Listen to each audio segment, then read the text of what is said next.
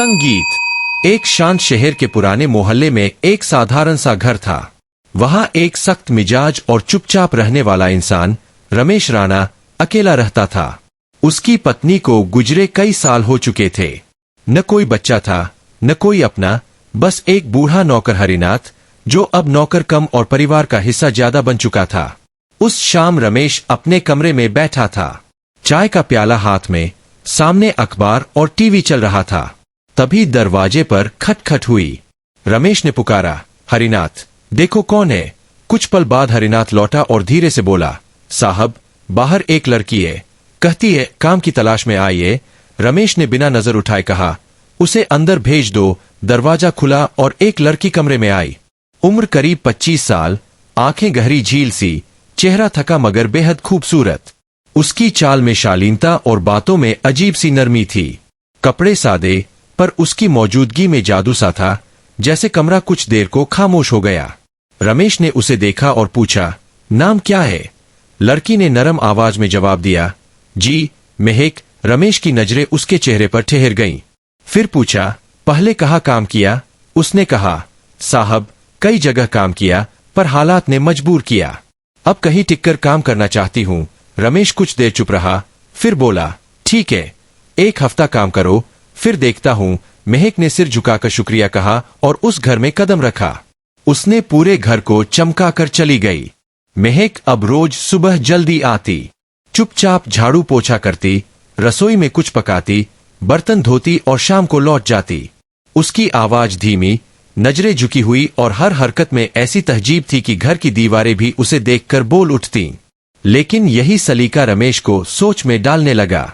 वह सोचता, आज के दौर में ऐसी शालीनता, ऐसा सब्र कहाँ मिलता है। कभी कभी उसकी नजरें महक पर ठहर जाती, जैसे कोई अनपढ़ी किताब हो जिसकी खुशबू दिल तक उतरती हो। खासकर जब वह उसे पीछे से चलते देखता, तो कुछ पल सब भूल कर बस देखता रहता। एक शाम रमेश बरामदे में बैठा था, अखबार हाथ में था, पर नजरें किसी सोच में डूबी थीं। तभी महक पानी रखने आई।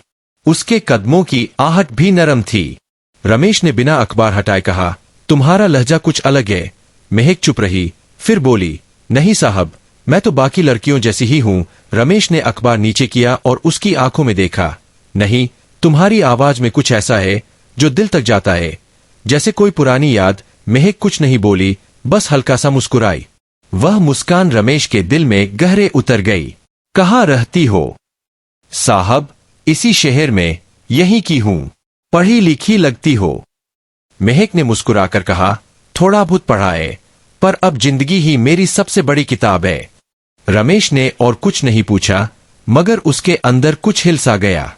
महक में कुछ था जो आंखों से नहीं, दिल से समझ आता था। अब वह उसका इंतजार करने लगा। चाय उसी के हाथ की पीता, खाने में उसकी राय लेता, और दिन की थकान उसकी मुस्कान से उतरने लगी। एक दिन हरिनाथ ने हंसकर कहा, साहब, ये लड़की आप पर कुछ ज्यादा असर कर रही है। रमेश ने मुस्कुराकर बात टाल दी, पर वह जानता था कि उसका दिल अब किसी अनजान रास्ते पर चल पड़ा है। इधर महक घर के हर कोने से वाकिफ हो रही थी। कौन कब आता जाता है, अलमारियों में क्या है, दस्तावेज कहाँ है, सिस्टम कैसे चलता है, वह सब कुछ गौर से देख रही थी। वह अपने मिशन में चुपके से आगे बढ़ रही थी। छोटे छोटे कैमरे लगाना, कंप्यूटर के पास माइक्रो डिवाइस रखना, लॉकर के नीचे ट्रैकर छुपाना, यह सब इतनी सफाई से करती कि किसी को शक न हो। लेकिन जब दिल और मकसद टकराते हैं, तब कहानी बदलने लगती है।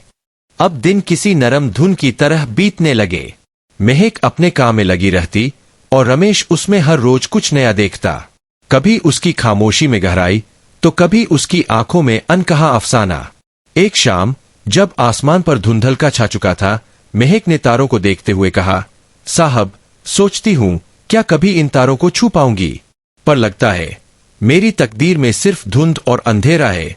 रमेश ने जवाब नहीं दिया, मगर उसकी आंखें भर आईं। उसका दिल किसी और सोच में खोया था। इधर महक का मिशन अब कमजोर पड़ने लगा था। उसका दिल वैसा यकीन नहीं रखता था जैसा वह लेकर आई थी। उसे पता था कि उसका हर कदम रिकॉर्ड हो सकता है, हर हरकत पर शक हो सकता है। फिर भी वह उस घर की दीवारों और रमेश की खामोशी में सुकून ढूंढ रही थी। उधर शहर के एक कोने में कुछ लोग परेशान थे। उन्हें हैरानी थी कि महक से कोई खबर क्यों नहीं आ रही। उन्होंने फैसला किया कि एक नया मिशन तैयार होगा, कुछ लोग भेजे जाएंगे ताकि पता चले कि आखिर बात क्या है। रमेश को भी कुछ अजीब लगने लगा था। महक की आंखों में अब पहले जैसा ठहराव नहीं था। एक रात जब वह स्टडी रूम में पुरानी अलमारियां साफ कर रहा था, उसे एक पुराना कैमरा मिला। उसने यूं ही रिकॉर्डिंग देखी और एक फुटेज ने सब बदल दिया। उसमें महक रात के अंधेरे में घर के पिछले हिस्से में किसी अजनबी से बात कर रही थी। रमेश का दिल मोहब्बत के जहर में डूबा था, इसलिए उसने ज्यादा ध्यान नहीं दिया। मगर अब महक की हर हरकत पर उसकी नजर थी। वह उसके आने से पहले दरवाजे की ओर देखता, चोरी छिपे उसे निहारता और खुद से सवाल करता, यह औरत कौन है? इसकी हर बात में राज क्यों छुपा है? एक शाम उदास रंगों में डूबी रमेश ने पूछा, तुम हमेशा इतनी चुप क्यों रहती हो? महक ने सोचकर कहा, खामोशी में भी बहुत कुछ कहा जाता है साहब। रमेश कुछ नहीं बोला, मगर उसकी नजरें महक पर टिकी रहीं, जैसे वह कोई किताब हो जिसका हर पन्ना नया राज खोलता हो। कुछ दिन बाद हर शाम उनकी मुलाकात आदत बन गई। महक चुपचाप बैठती और रमेश उसकी बगल में कुर्सी खींचकर बैठ जाता। कभी बात नहीं होती, बस खामोशी में कुछ महसूस होता। एक शाम सूरज डूबते वक्त रमेश ने कहा, अगर वक्त मेहरबान होता तो शायद हम इस चुप्पी को नाम दे पाते। महक मुस्कुराई, उसकी मुस्कान में मोहब्बत थी पर बेबसी भी। अब महक कभी कभी रात को भी रुकने लगी। एक रात जब बिजली चली गई और घर अंधेरे में डूबा, महक मोमबत्ती लेकर आई। उसकी परछाई दीवार पर ऐसी पड़ी जैसे कोई पुरानी याद लौट आई हो। रमेश ने मोमबत्ती ली और उनके हाथ हल्के से छू गए। उस छुअन में न गलती थी न इरादा, मगर धड़कने तेज हो गईं। धीरे धीरे महक रमेश के दिन का हिस्सा बन गई। चाय उसी के हाथ की, खामोशी में उसका साथ, और जब रमेश फाइलें पढ़ते पढ़ते थक जाता, महक बिना कुछ कहे अदरक वाली चाय रख देती। वह अब नौकरानी नहीं, रमेश की हर सुबह, हर शाम की सांस और हर रात की राहत बन चुकी थी। एक दिन रसोई में खाना बनाते हुए महक ने पूछा, आपको किस खुशबू से मोहब्बत है? रमेश ने कहा, जो तुम्हारे अंदर से आती है। महक मुस्कुराई, उसकी मुस्कान में अब हिचक नहीं थी, बस शर्म बाकी थी। एक शाम रमेश ऑफिस से थका लौटा। महक ने पूछा, पानी लाऊं? रमेश ने सिर हिलाया, मगर उसकी आंखों में कुछ और था। महक समझ गई। रात को बालकनी में अकेले बैठे रमेश के पास महक खड़ी हो गई और बोली, आप बहुत चुप रहने लगे हैं। रमेश ने कहा, जब कोई दिल के करीब आ जाए तो डर लगता है कि कहीं वह दूर हो जाए। महक की आंखें भीग गईं, मगर उसने आंसू रोके और उसका हाथ थाम लिया। उनके बीच अब न रिश्ता था न नाम, बस एक ऐसा साथ जो हर बंदिश से ऊपर था। कभी महक ताबीज लाती और कहती, इसे पहन लो, नजर न लगे। कभी रमेश उसके कंधे पर हाथ रखकर कहता, थक गई हो, बैठ जाओ। अब उनकी खामोशी ही सबसे बड़ी गवाही थी। एक रात बिजली फिर गई। महक मोमबत्ती लेकर आई। रमेश ने मोमबत्ती पकड़ी और उनके हाथ फिर टकराए। उस छुअन में सदी की तड़प थी। जब महक जाने लगी, रमेश ने उसकी चूड़ियों की खनक सुनकर कहा, यह आवाज अब मेरी रातों की सबसे प्यारी चीज है। महक रुक गई, पलटी, और उसकी खामोशी ही उसका जवाब थी।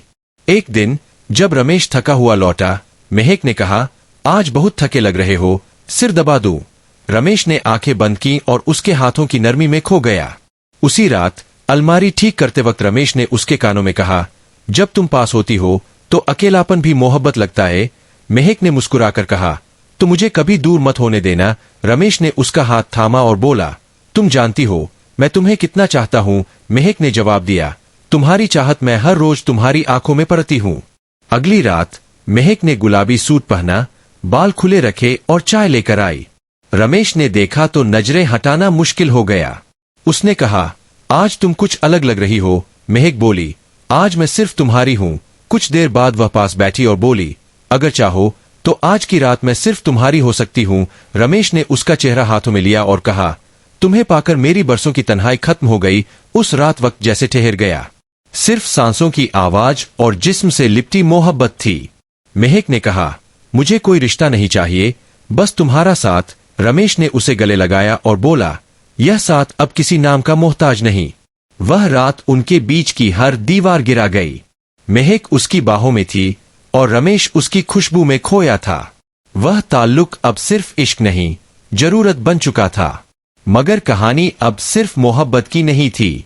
एक रात रमेश की अलमारी से कुछ फाइलें गायब मिली। जब उसने पूछा, महक ने कहा, मुझे नहीं पता, मगर उसकी आंखें कांप रही थीं। रमेश को पहली बार डर लगा कि जिसे वह अपना बनाना चाहता है वही सब छीनने न आई हो। एक दिन पुराने लैपटॉप में फाइलें देखते वक्त रमेश को एक रिकॉर्डिंग मिली। उसमें महक किसी से धीरे धीरे बात कर रही थी। शब्द साफ नहीं थे, मगर जो सुनाई दिया वह काफी था। रमेश ने सोचा, अगर यह सच है तो यह मोहब्बत नहीं, धोखा है। उसकी रातें अब पहले जैसी नहीं थीं। वह महक की हर हरकत पर नजर रखने लगा। उसकी खामोशी जो कभी सुकून देती थी अब किसी छुपे इरादे की आहट लगती थी। एक और रिकॉर्डिंग में महक की आवाज थी, मैं ज्यादा देर नहीं रुक सकती, डेटा पहुंचाना जरूरी है। रमेश का बदन सिहर उठा। अब कोई शक नहीं बचा था। वह जान गया कि महक एक जासूस थी। मोहब्बत के बदले गद्दारी का जख्म ऐसा था जो न सबूत से भरता न कानून से। रमेश ने अपने सीनियर अफसरों को अलर्ट किया, कोई बड़ा ऑपरेशन चल रहा है, हमें चौकस रहना होगा। फिर एक सुबह जब रोशनी अभी छतों तक नहीं पहुंची थी, शहर में लूट की खबर आई। धुएं का तूफान उठा और पूरी फिजा सहम गई। हमला हुआ था। रमेश ने मोर्चा संभाला और एक एक गद्दार को ढेर कर दिया। मगर एक गद्दार की जेब से मिला कागज ने रमेश के पैरों तले जमीन खींच दी। उस पर लिखा था, गुप्त कोड, एजेंट महक, नाम निसा। उस कागज ने रमेश की मोहब्बत के सारे भ्रम तोड़ दिए। अगले दिन रमेश ने महक को एक सुनसान सड़क पर बुलाया। वह अब वही रमेश नहीं था जो बरसों से अकेला था। वह एक अफसर था जो फर्ज और दर्द के बीच खड़ा था। उसने बिना नजर मिलाए महक को गिरफ्तार कर लिया। महक की आंखों में डर था, मगर वह चुप रही। अफसरों ने उससे पूछताछ की। हर सवाल के जवाब में उसकी हिम्मत टूटती गई। वह लड़की जो कभी अपनी खूबसूरती और नजाकत से सबको लुभाती थी, अब कैद खाने की ठंडी दीवारों में बंद थी।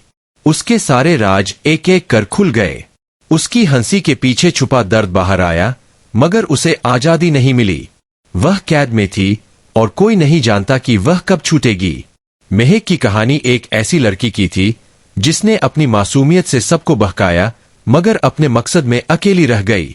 उसका इंतजार अब जेल की दीवारों में गूंजता था। महीनों बीत गए। रमेश ने कभी उसे देखने की कोशिश नहीं की, मगर हर सुबह उसकी नजरें उसी दरवाजे की ओर उठती थीं जहां से वह चुपके से चली गई थी। उसके पास जाने की हिम्मत नहीं थी, मगर उसका एहसास घर की दीवारों में बसा था। स्टडी रूम में हर फाइल, हर कागज पर उसे वही आंखें दिखती थीं। यह कहानी सिर्फ एक कहानी थी। इसका मकसद यही है कि खूबसूरती, दौलत या ताकत कुछ काम नहीं आती। बुरे काम का बुरा नतीजा होता है। जो अपने मुल्क से गद्दारी करता है वह इंसान नहीं, शैतान है। इस्लाम की तालीम यही है कि अपने वतन, अपने इलाके के इतने वफादार बनो कि अगर कोई वबा भी फैले और लोग मर रहे हो तब भी अपने मुल्क को छोड़कर न भागो, चाहे मौत आ जाए।